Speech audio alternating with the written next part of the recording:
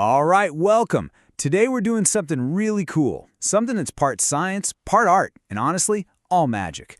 We're gonna build our very own kite, completely from scratch. And the best part, you probably have everything you need lying around the house right now. I mean, think about it. Have you ever looked up at the sky and just felt that pull?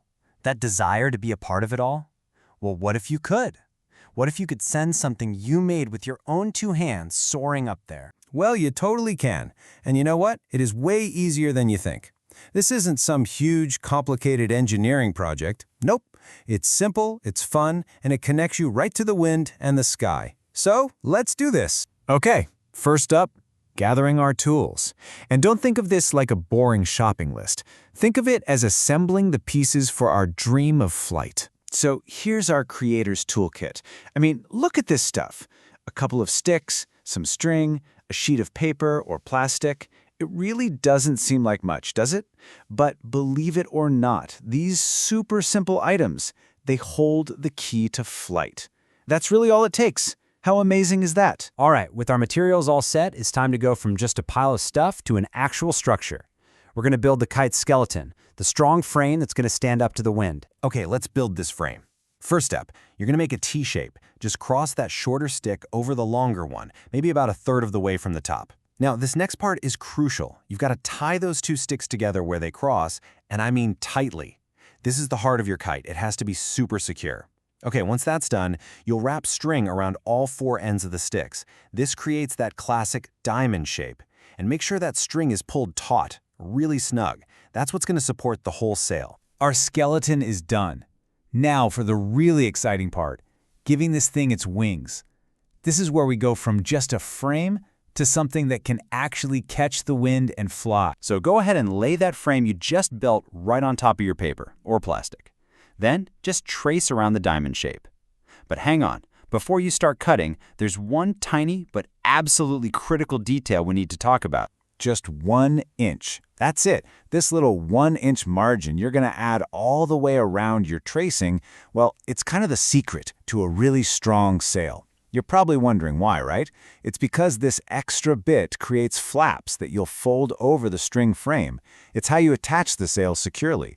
Without that extra inch, you'd basically have no way to connect it to the skeleton. Okay, now you can cut. Just follow that outer line you drew.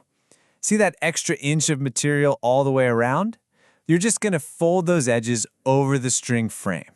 This makes a really clean, strong border. Slap on some glue or tape to hold it all down, and boom! Just like that, you've attached the sail. Your kite officially has wings. So it definitely looks like a kite now, right? But it's not going to fly properly without a couple of final, really critical pieces. Think of these next steps as the secret sauce. This is what separates a kite that just kind of flutters around from one that truly soars. So here they are, the bridle and the tail. They have two totally different jobs, but you need both. The bridle, that's all about control. It's what attaches your flying line to the kite and sets the angle to the wind, which gives you lift. Then you've got the tail. That's for stability. It adds a bit of weight and drag to keep the kite from just tumbling all over the place. It's like the rudder on a boat. So yeah, you need one for control and one for stability. Simple as that. So how do you make this bridle? It's easy. First, cut a piece of string that's just a little bit longer than the kite's main vertical stick, its spine. Tie one end near the top and the other end near the bottom. You want a little bit of slack in it. Now, pick up the kite by that string and find the spot where it balances perfectly. Right there at that balance point, tie a small loop. That tiny little loop, that's where everything connects. That's your control point. And then the tail. This thing needs to be pretty long. We're talking at least 3 feet, or about 1 meter. Just tie a long ribbon or some string securely to the very bottom tip of the kite. And hey, want to know a little pro tip? You can tie small bows of fabric or ribbon along the length of the tail. It's not just for looks. Each one adds a tiny bit more weight and drag, which makes your kite even more stable. It's a great little trick. Okay, the tools are away, the glue is dry, it's done. Your creation is complete. Now for the moment of truth. It's time to go outside and introduce this thing to the wind. Seriously, take a second and look at what you've made. Every single piece came together because of you. That feeling you have right now, that excitement, that little bit of nervousness, That's it. That's the magic moment we've been building toward. All right, to make sure this first flight is a huge success, here are a few quick tips. First, find a big open area. Stay away from trees and definitely power lines.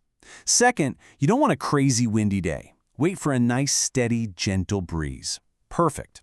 Now, stand with the wind to your back, hold your kite up high, and just let the wind grab it. As it starts to climb, just let your flying line out nice and smooth. You'll feel that amazing pull. Just watch it go. And that's it. You did it. You took a few simple things and you built something that can literally dance in the sky. It's pretty incredible, right? A real testament to what you can create. So, your creation is ready. The only question left is, where will it take you? Thanks for joining me on this explainer. Now go on, get flying.